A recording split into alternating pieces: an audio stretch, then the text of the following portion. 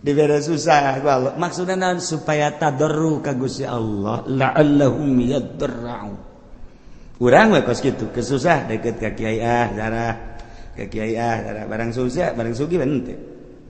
Henteu kudu loba jelema loba di urang ge nu kos kara itu teh ambalaya. Nu mantak lamun stabil bae jelema keur susah cinta Allah, geus sugih cinta Allah, berarti kan nyana henteu kagoyangkeun ku lobana dunia. Berarti si koma hebat. Jarang 1000 hiji kan teu. Asal naik bae mulai geus. Kamari mah bisa tamat Quran sabulan sakali ku ari mah Quran ngan di deuleu doang. Eker kamari mah rada susah teh ya bisa babarengan jeung babaturan barang ku ari sugih geus teu bisa babarengan jeung babaturan. Kamari ieu mah keur rada susah teh ya bisa seserian barang sugih mah tugas teu bisa ku ari mah sibuk.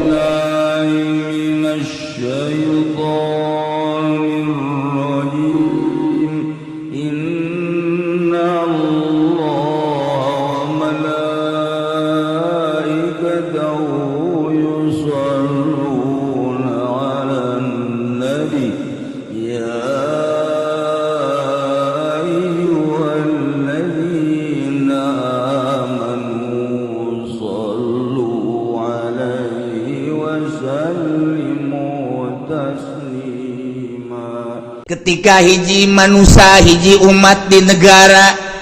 kemudian ku Gusti Allah teh diturunkeun seorang nabi titah dakwah ngajakan nauhidkeun ka Gusti Allah umatna didinya teu percaya ka nabi tersebut inkar ku Gusti Allah selalu diberi siksa dengan cara siksaan teh ku kasangetan fakir penderitaan gering dibere ku Gusti Allah teh pailah datang ke hes timbul penyakit maksud Allah kitu teh supaya berpikir manusia la'allahum yatadarra'un la'allahum yadarra'un dibere susah ku Gusti Allah dibere garing manusia maksudnya supaya jelema tadarru ka Gusti Allah nurut ka Rasul nurut ka Nabi nu diutus ku Gusti Allah DPDP supaya tunduk supaya ngarendahkeun diri anu dimaksud kadituna supaya percaya iman ka Allah iman ka para nabi-nabi Allah subhanahu wa ta'ala eta umat nu baheula teh kitu tah heula tah eta teh sebagai contoh nu baheula cak Gusti Allah terus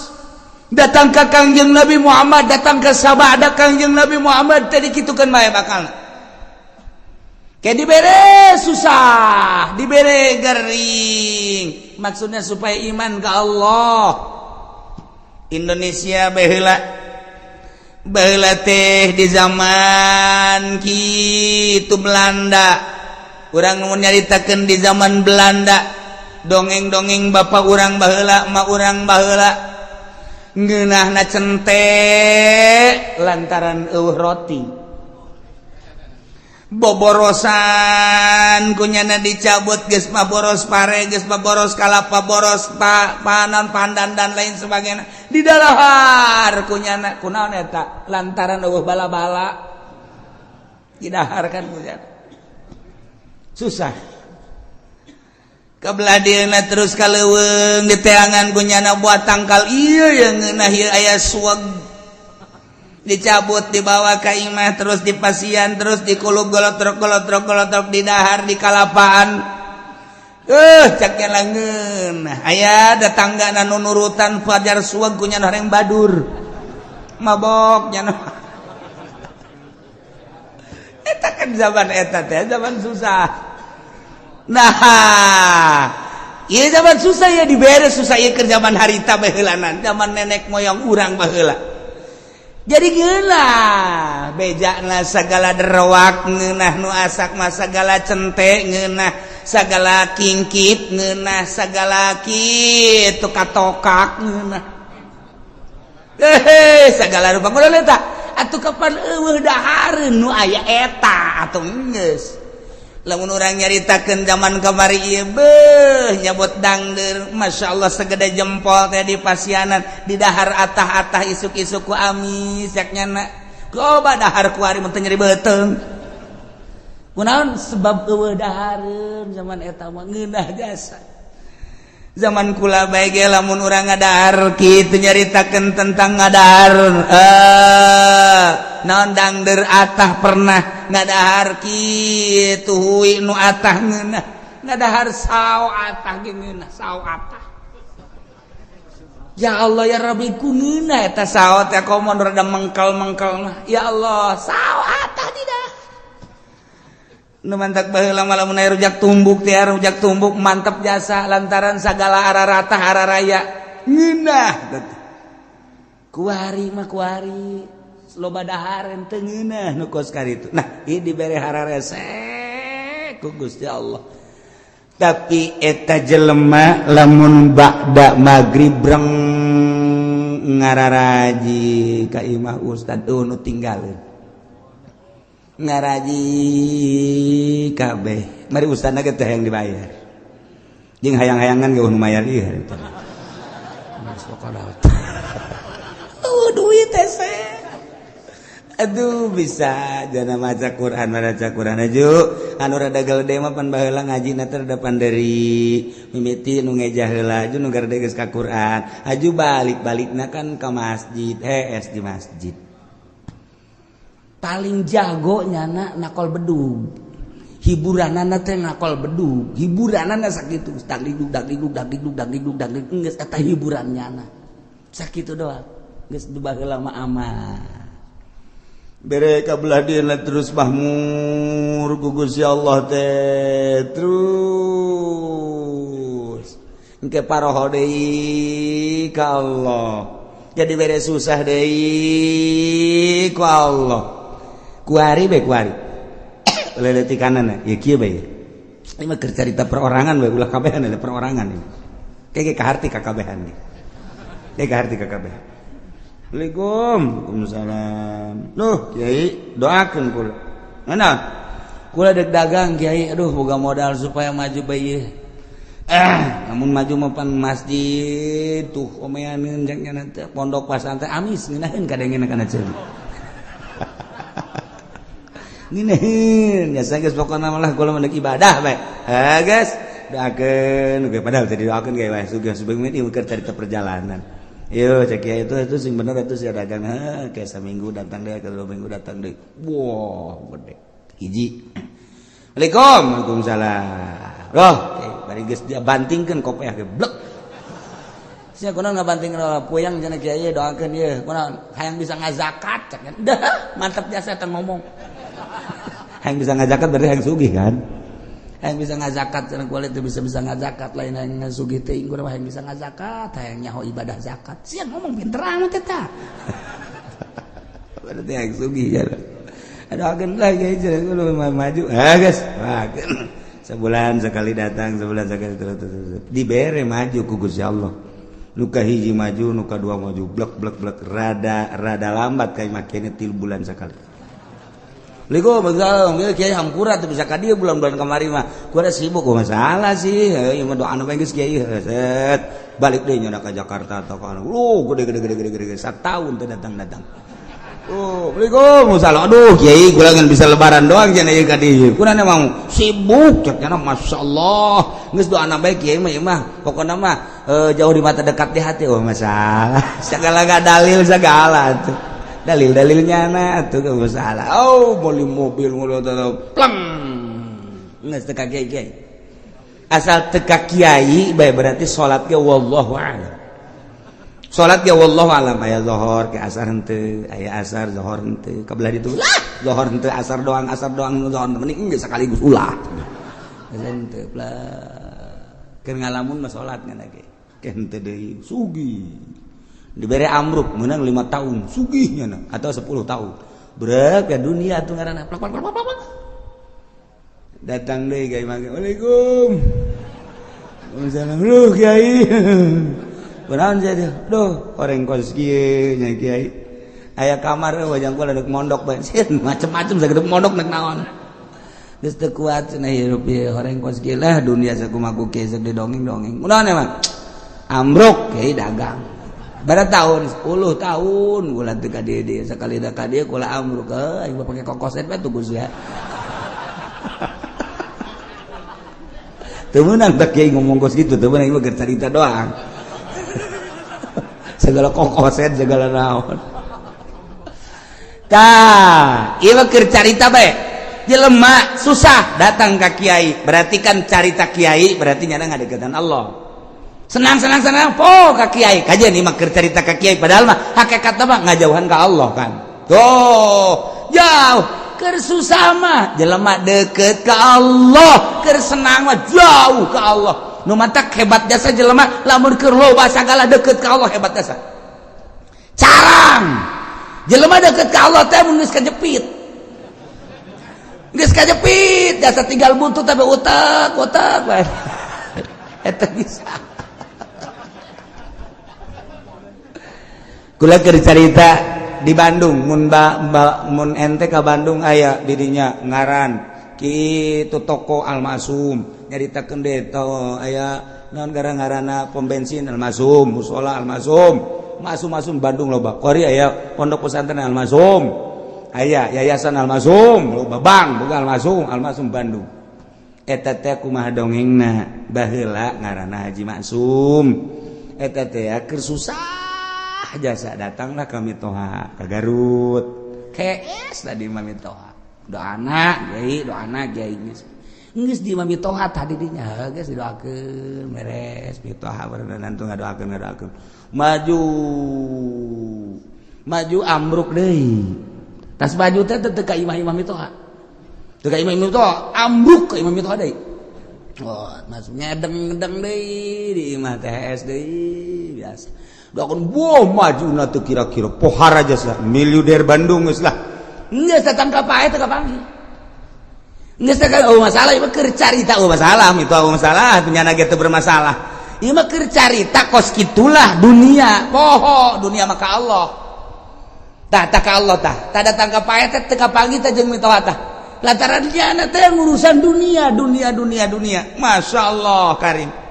Aya deui moal dicaritakeun tah di Bandung aya anu boga kitu Majalaya nu boga pabrik samping keur susah datang ka guru kula datang terus ada senang poho susah deui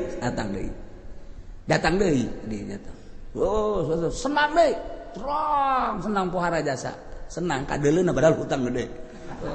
senang baheulana poho ka eta dunia mah kos kitu an mata ku Allah ieu keur nyaritakeun di dieu ieu keur nyaritakeun ieu teh wa ma arsalna fi qaryatin min nabiyyin illa akhadna ahlaha bil basa'i wad dharra tepati ngutus kaula ka hiji nagara diutus seorang nabi kecuali ku kaula teh disiksa ahlina nu mantak disiksa lantaran teu percayaeun ka nabina ngabohongkeun ka nabina ku Allah disiksa na teh lain di kukumaha heulanan dibere kesulitan yakni kapakiran dibere kageringan gering luar biasa keur carita perorangan cara tadi keur cerita secara umum keseluruhanana oh anu diberenya susahnya gering beuh ieu mah naon kitu ngaranna murag di tangga katipah tangga nya susahnya gering geus pupurieun ieu mah aju diusir ku pemajikanana anak ngajauhan geus bae eta tah ieu dibere susah ku Allah maksudna naon supaya tadarru ka Gusti Allah la'allahum yadarra'u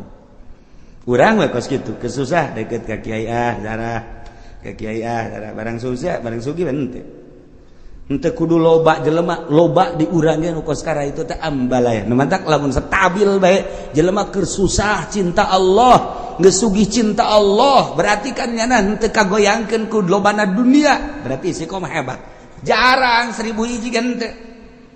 asal naik baik mulai guys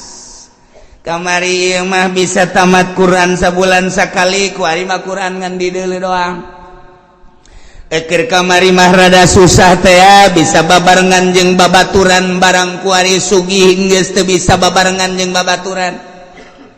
Kamari ieu mah keur rada susah teh ya, bisa seserian barang sugih mah tuh geus teu bisa kuari mah sibuk. Bandung teh, Surabaya teh, Singapura teh, Jakarta teh. Nah eta teh kos karari itu teh. Engge poho ninggalkeun setik kan itu. Urang we kuari. Lah moal ke salat sunah lah. Miti teh salat sunah. Terus kabelah dia ke mabadiah bae lah. Cuma qobliyah jeung badiah henteu. Kabelah ditu mah bisa-bisa teu salat. Kabelah itu bisa teu salat. Tak eta kos kana ditu tah. Eta teh teguran ti Gusti Allah. Nah, jelema diutus nabi ku Gusti Allah. Sebuah negara lantaran kacau teu inget ka Gusti Allah. Utus nabi dakwahnya na. Sagesta dakwah teu percaya disiksa ku Allah, dibere kesulitan. Carana teu hujan-hujan. Lamun geus teu hujan atuh taneuh dangkal batela teu jadi. Mimiti nu kesulitan teh kapan munding sapi domba. Kabelah dieuna jelema kesulitan lantaran teu aya cai ti luhur teh diturunkeun cai ti handap panas eueuh cai. Cigolea jelema nang Allah cak Allah ayo coba sia dek kumaha coba baheula turun nabi kuari mah wali Allah mah teu kanyawan ulama nyaritakeun ulama kade cek kiai teh sing loba dumadeheus ka Gusti Allah urang ti Allah dibere umur ku Allah bakal balik ka Allah persiapkeun urang yang menghadap ka Allah. Kemudian sing hade urang ieu lempang di taneuh Allah. Urang mah bangun tenang-tenang bae padahal mah taneuh Allah teh neuleukeun ka urang, langit neuleukeun ka urang, tangkal kayu neuleukeun ka urang. Urang mah teu boga asa dideuleukeun, teu boga rasa dideuleukeun. Kok kadituna teu boga rasa dideuleukeun ku Gusti Allah. Jauh ka Gusti Allah, malah judi, malah mabok. Teguran ti Gusti Allah, dibere susah. Susah, kesulitan. Higi kuari-kuari keur ditegor ku Gusti Allah. Pabrik balalangkrut kuari. Nu geus di PHK leuwih ti 50%. Pulang kampung kuari. Pabrik nu ayana ge encan jelas. Manajemen geus teu jalan lantaran ekspor impor teu jalan. Sebab dolar makin naik. Kuari geus 13,4. Kadituna lamun 14 geus leuwih parah deui. Antara pembelian bahan baku jeung produksi jeung penjualan teu seimbang. Sehingga PMHK-an anu dilobakeun. Lamun kuari encan jelas bakal datang ka iraha, maka pabrik mulai gulung tikar. Geus pabrik gulung tikar berarti karyawan sabaraha ribu kali kuari keur aya kitu 50 pabrik atau 100 pabrik, sapabrikna menelan manusia kitu 2000 baheula keur dirata-ratakeun kali 100 sabaraha jelema nu nganggur pulang kampung ka ditu. Terbengkalai nu boga kontrakan nu tadina ngandalkeun kontrakan di daharna teh tajang sagala rupa na kontrakanna ditinggalkeun. Maya listrik papan terus bae. Nu geus eueuh nek kumaha tinggal nyana bae tambang mana yang gantung diri bae gitu ya. Mulai terus terbengkalai. Ye bang di urang kumaha pasarkan kuari kurang geus teu jalan. Hatina teh jalan teh kumaha? Jalan mah ala kadar jalan tapi kan lain cara biasa. Aset anu biasana 1 hari menang 1 juta kuari mah teu menang 500 acat. Ieu keur carita nu leutik. Carita nu gede ieu encan jelas datang ka irahana encan jelas. Nah, ieu dicoba ku Gusti Allah, nu tenang-tenang santri doang. Santri suka mikiran pabrik henteu. Santri mikiran tani atuh henteu. Santri mikiran perekonomian henteu nya teu nyaho ka ekonomi ka politik teu nyaho santri mah. Sebab nya mah jadi wali ka abah. Mun nya wali santri. Ya tuh tenang wae nya. Ngitung bae we cenah geus payah balik-balik. Assalamualaikum. Seuseuri ya. Padahal mah kolot-kolang. Duh anak aing geus datang deui bae. Bah, 2 poe balik deui ka pondok. Kudu aya duit 1 juta. Boh. Aduh, sakolot teh aing ngakak di anak aing. Ye, aya duit berangkat. Eueuh duit kula moal. Geus susul loba omong. Bah, kira ka pondok deui pondok. meuli ji Samsu kieu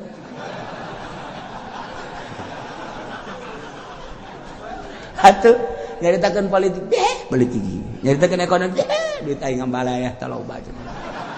geus cenah mah atuh geus nya mah jadi wali we pokona mah geus nah pang tenang-tenang geus jadi santri geus ngitungan bae ngaji mah tilok ngitung balik deui bae teu nyaho santri mah geus teu nyaho naon pokona mah ngaji ibadah geus teu nyaho naon jasa najan anu mikiran bae geus sugan atuh jadi kitu motivasi jan henteu atuh mani nyana salat berjamaah pondok ngaca Quran tadarus Allahu lazim bak dak masak beres bari botan dak duit aing ambual aya ti bapak aing puguh bapak nama ngadagang naon gitu ngartoge ngek geus teu nyawana naon ya dagang dangdeurnya nanjak kesangan tengah jalan kesangan kosokan heula ieu dorong deui ka ditu jual datang anakna duit bah meuli gudang garam kadeleuna mah rokok padahal kesang bapak eta cucu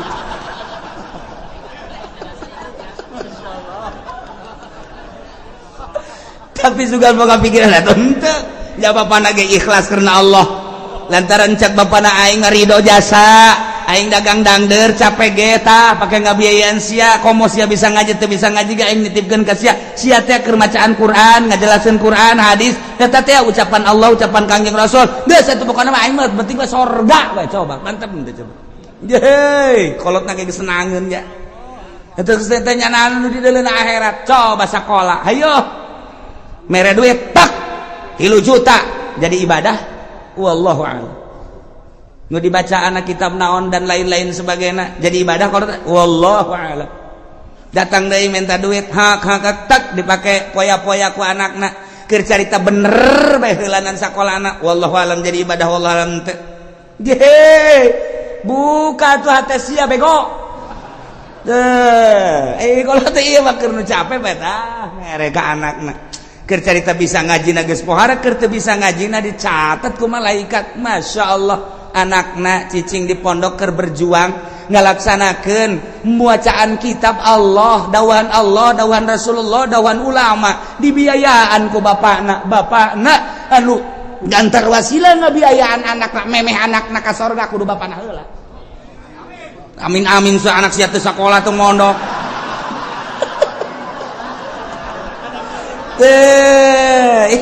emang wah gitu Masya Allah Karim pohara jasa aju tatanggana saya ke mana dia ke pondok ye keke tungguan ngodok kantong nunggu jero keke tungguan bahasa gede jasa cek budak merena yuk set 5.000 ceknya nanti aing nggak daguan ngodok kantong mangel 5.000 doang dari sakit geus mereka nih Masya Allah mantak kura inget baik kula mau bejakeun jelemana waktu kula keur mondok aya seorang pengusaha sok mere ka kula nah dek kapanggih aya deui urang di nu sok mere tek datang ka kula inget baik kula geus marah naon kula sok dihadiahan bae ku kula bu aing baheula teh meuli kitab dibiayaan ku eta seorang pengusaha tah tuari sok dihadiahan bae lah garati anu ternyata ge pasti aya eta teuleungit tah hate teh tah nyana ngabiayaan teh sok mere mun balik sok mere aya deui dulur mun da balik menta tah mah eta dibagi-bagi ku Allah ge nu mere aya nu menta aya nah ieu mah keur carita mun muka mata hate urang blak atuh emangna hirup deuk di dunia doang beuke geus di akhirat blak Masya Allah begitu seorang santri ustad atau kiai ditimbang amalnya bagus sorga cak pengusaha malaikat ulang kali ke sorga kan emang ku naon gitu ulang emang naon hubunganan ayah hubungan gede jeung kula ulang ke sorga kan ji naon heula ke tanyakeun eta kitab nu dibaca ku nyana nang meuli saha tanyakan tad emang boga kitab nang malikeun saha aya nang melikeun Pak Anu bener tuh Bapak Anu mana tuh rangkulannya bari ngarangkul bang ngarewas ajak atuh ka sono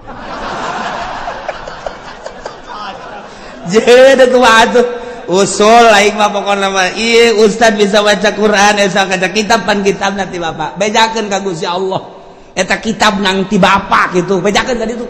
di cek ustad tuh bisa gitu bejakeun ka malaikat beja malaikat bebeja Gusti jadi aya nu ngotot bae pengusaha hayang milu ka sorganya na emang nyana boga amal naon amalna mah teu pati bagus dan meulikeun kitab eta sabab wasilah santri bisa ngaji ku sebab dibelikeun ku nyana jeung sok dibiayaan ku nyana aduh cak Gusti Allah geus sok ka sorgakeun mah je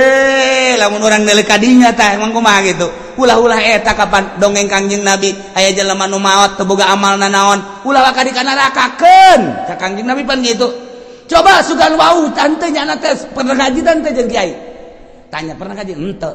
pernah bareng jeung kiai teh kitu bejakeun pernah bareng jeung kiai teh henteu wau teh jeung kiai bejakeun wau teh jeung kiai henteu ieu mah berapa mosrongan ieu mah gaji tilok wau henteu bareng henteu pan puara tah mah coba pernah henteu ka imah kiai bae siapa pernah ka imah kiai henteu masyaallah ieu henteu sabaraha henteu cak Kangjeng Nabi liwat tanya liwat pernah teu ka imah kiai barang ditanya si pernah teu liwat ka imah kiai mun liwat pernah eta ge neangan embe kula leungit liwat ka imah kiai aya nu ngomong eta cenah imah kiai jadi kula nyawa geus ka sorgakeun berarti nyana eta nyahoeun ka imah kiai je atuh komo nu ngararaji di dieu tah eta nu ngabiayaan sarana agama mah kos kitu lain lalagan eta dongeng Kangjeng Nabi ditanya heula coba pernah ngaji henteu pernah wau henteu pernah bareng teh jeung kiai henteu pernah ka imah kiai teh silaturahmi henteu boh pohara jasa ieu mah sama sakali cenah mah ieu liwat ka imah kiai eta doang eta ge neangan embe salam tuh mau imah ngabiayaan kan pohara jasa Masya Allah nah ialah tepati-pati kaula ngutus seorang nabi ka hiji nagara kemudian bangsana jeung umatna ngabohongkeun ka eta nabi kecuali kaula nyiksa ka ahli nagara eta ku cara dibere kesempitan kesusahan anu luar biasa perekonomian teu jalan pertanian teu jalan dan lain-lain sebagainya teh jalan sulit luar biasa wadbarro jeung penderitaan garing timbul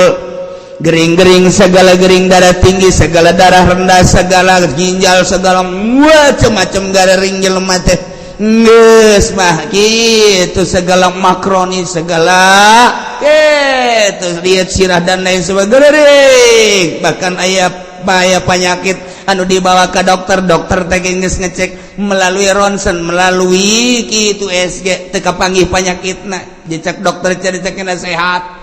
pugu gering tapi cek dokter sehat bapak ini udah pulang aja sehat pugu gering bingungnya nangis aing gering dibajar sehat dokter bodoh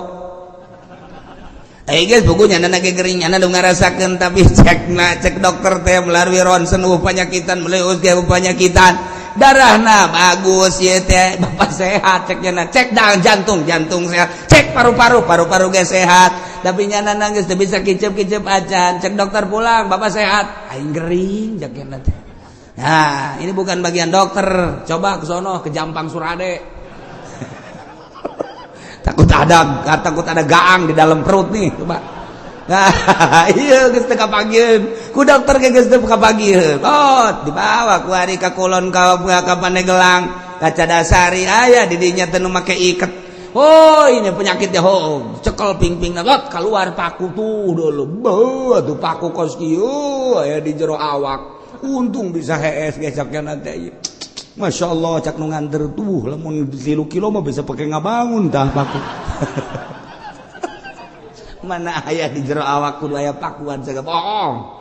boro-boro paku urang ka Sura ge leutik jasa nyeri jasa tuh paku sok bodak kieu mah urang teu percaya bae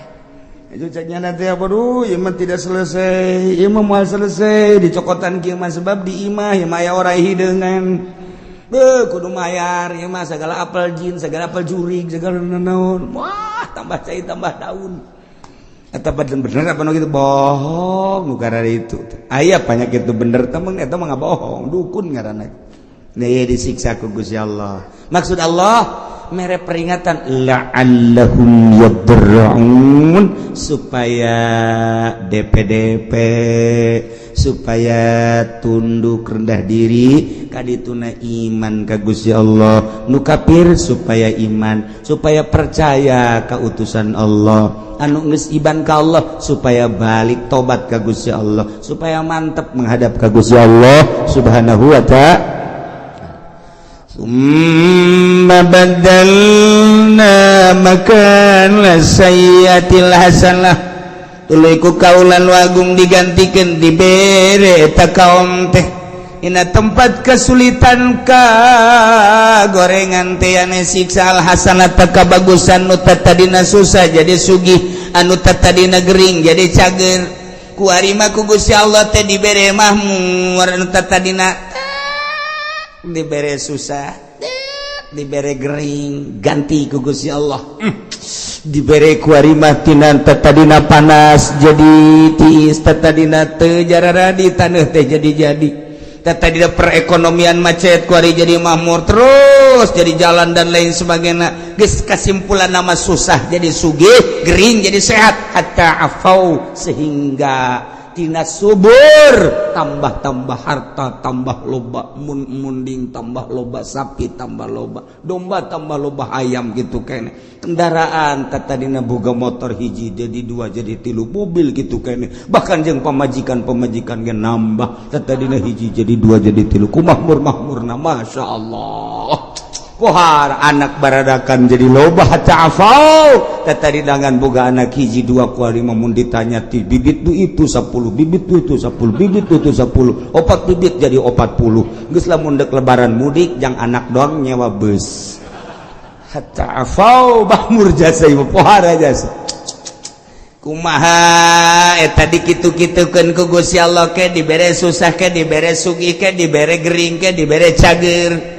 eta teh kapan menang Allah maksudna Gusti Allah teh supaya inget bahwa ieu teh dadamelan Gusti Allah geus ana dadamelan Gusti Allah supaya iman ka Gusti Allah geus iman ke ibadah ka Gusti Allah supaya mantep nauhidkeun ka Gusti Allah subhanahu wa ta'ala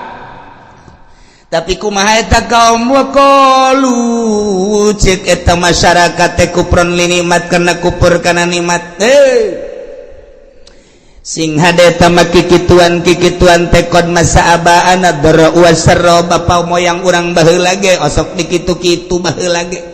lain osok dikitu-kitu emang geus terjadi ke susah ke sugih engke paila engke subur tiba heula ge kitu ke perekonomian macet ke perekonomian teh jalan atuh tiba heula ge derek moyang urang ge kitu sarua jeung urang ieu teh ulah ditekadkeun bahwa ieu ti Allah wa hadhihi adatud dahri ieu mah emang geus kos kitu bae kaayaan zaman masa guari geus aya di ceuli urang loba jasa ketika aya gempa urang mah nyaritakeun ieu teh peringatan ti Gusti Allah ieu teh siksa ti Gusti Allah sebagian ngomong ieu mah kejadian alam caritakeun angin topan deg urang mah nyaritakeun ieu teh peringatan ti Gusti Allah siksa lantaran di dinya teh aya sumber maksiat anu teu katahan mungkin bae perzinahan mungkin perjudian mungkin bae di dia teh segala kredit dan lain sebagainya dia siksa ku Gusti Allah tapi nya nama lain ini mah kejadian alam adatud dahri emang geus biasa zaman mah kos kieu jadikan tsunami dat peringatan ti Gusti Allah urang mah nyaritakeun ieu teh peringatan ti Gusti Allah nya nama lain kejadian alam lantaran di urang antara nu mukmin jeung nu fasik jeung nu kafir loba dedengean loba tapi ka urang lolobana dah kejadian alam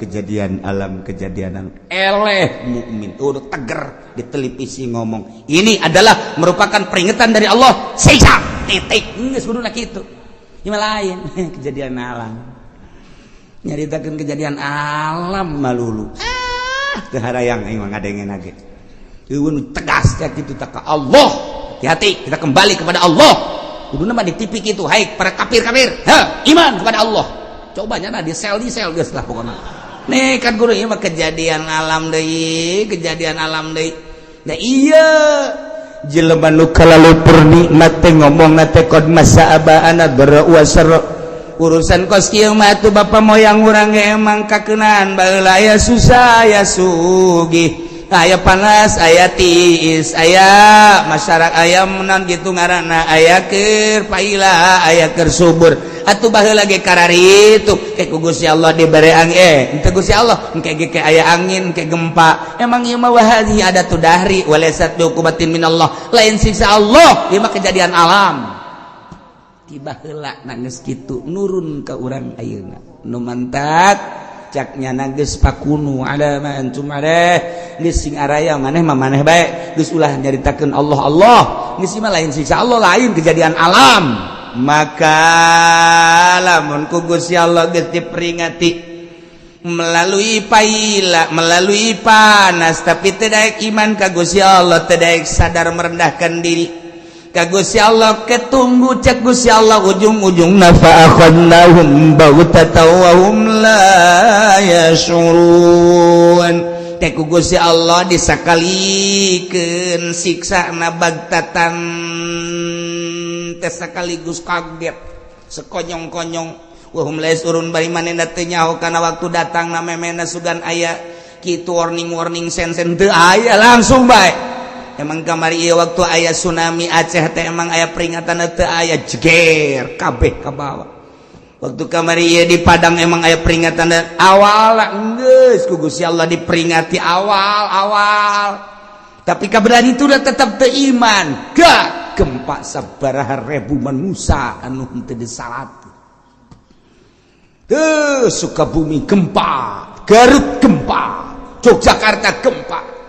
nu kuari mata anu ceulian nu pengkor anu leungeunnan dan lain sebagainya masih kadeuleu keneh kurang Yogyakarta teh tapi tetep teu iman ka Gusti Allah awas cak Allah namun ku aing kuari peringati melalui panas ku aing diperingati teu aya hujan sawah-sawah batela dan lain sebagainya hawa anu sakieu geus henteu benyatu jeung urang panas luar biasa eta teh sing inget sia-sia teh nang aing ieu cuaca nang aing panas nang aing balik atuh ka aing cak Gusti Allah lamun sia balik ka Allah aman ku aing sia tapi lamun sia teu balik ka aing ieu kejadian alam deleukeun ku aing sia lamun ku aing teu didatangkeun bagtatan awas tuh mun ngeri urang sing lobakeun istighfar ku ari ge ka Gusti Allah Subhanahu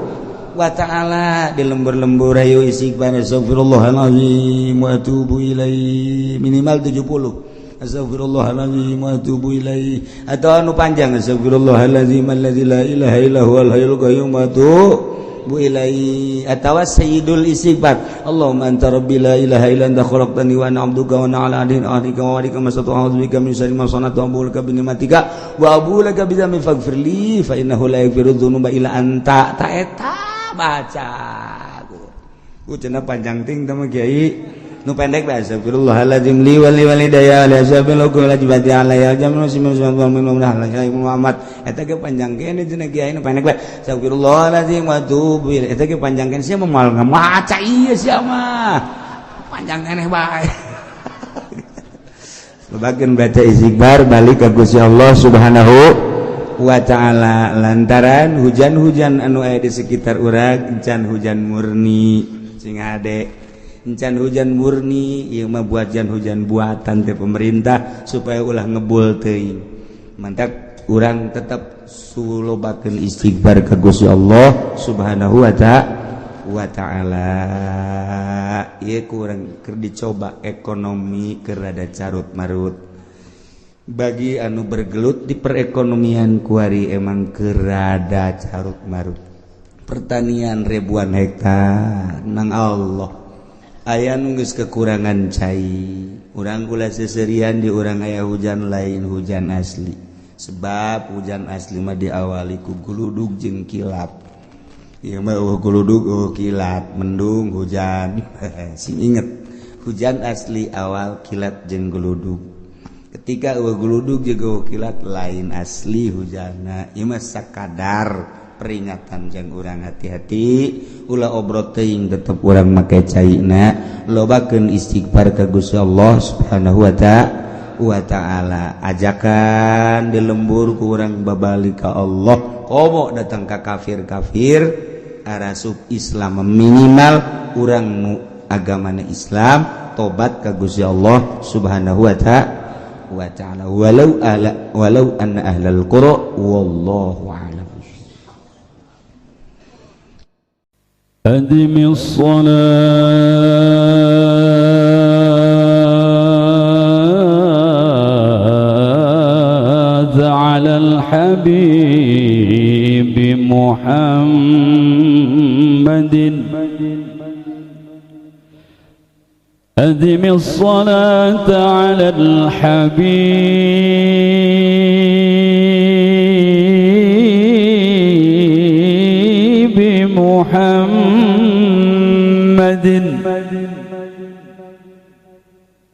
فقبولها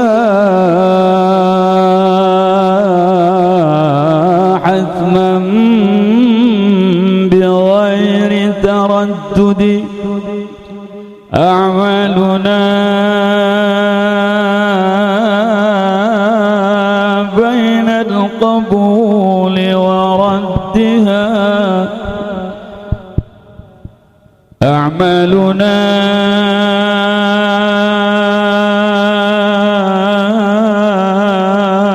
بين القبول وردها إلا الصلاة على الحبيب محمد يا رب بالمصطفى بلغ مقاصدنا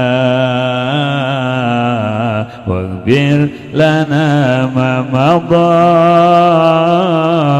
يا واسع الكرم محمد سيد الكونين والثقلين والفريقين من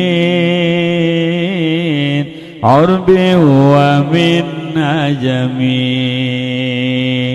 يا رب بالمصطفى بلغ مقاصدنا واغفر لنا ما مضى يا واسع الكرم نبينا الأمير نهي فلا أحد أبر في قولنا منه ولا نعمي يا رب بالمصطفى بلغ مقاصدنا واغفر لنا ما مضى يا واسع الكرم هو الحبيب الذي ترجى شفاعته لكل هول من الأهوال مقتحم